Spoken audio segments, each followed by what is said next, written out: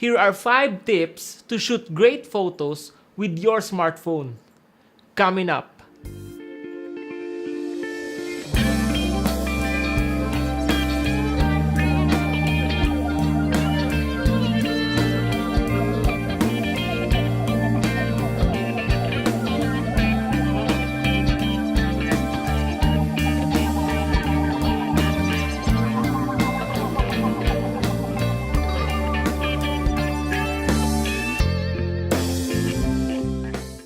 Hey guys, this is Mark from markjamero.com, and this channel is all about mobile apps where I'll be talking about tutorials, news, tips and tricks, as well as app reviews. So if you have a small business, you're a student, you're someone who wants to learn app development, or even just an avid smartphone user, please consider subscribing and hit that little bell icon so you'll be notified as soon as new videos come out. My tip number 1 for you is lighting. Always make sure you have enough light so that your subject won't be underexposed. As you can see in the second image, the subject is well lit, therefore having a balanced exposure. Tip number 2 is rule of thirds. Imagine your shot and divide it by 3 boxes, horizontally and vertically. You'll be having 3 by 3 grid, and there will be 4 intersecting lines. Any part of your subject that you think is important should touch an intersecting line. Check these 2 pictures that I took. One is just centered and boring, while the other one uses the rule of thirds. As you can see, the subject is more towards on the bottom left side of the shot, which has more appeal than just centering the subject. Don't get me wrong, centering a subject has some applications as well.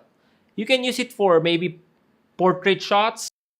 Tip number 3 is the bokeh effect or the depth of field effect. What this does is when your subject is sharp and focused, the background tends to be blurred. So the more you put your subject away from the background, the more blurry it becomes.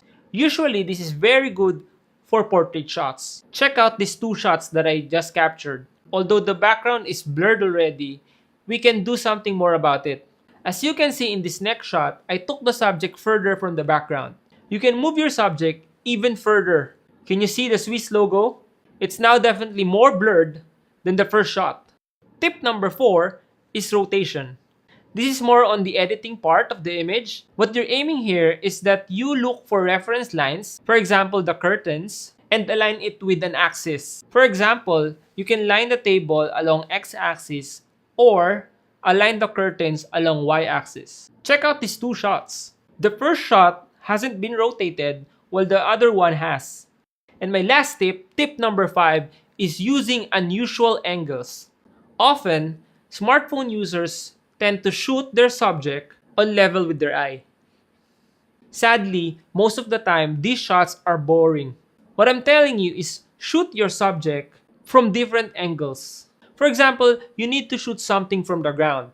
Let's say a flower or a rock. Instead of just shooting it while sitting, while squatting, or standing up and pointing your camera down towards the subject, you can either drop your phone same level with the rock while shooting it, or you can put your camera right on top of the flower or rock so you have a different angle than just pointing it towards it while standing or while sitting. Check out my same subject that applies this tip.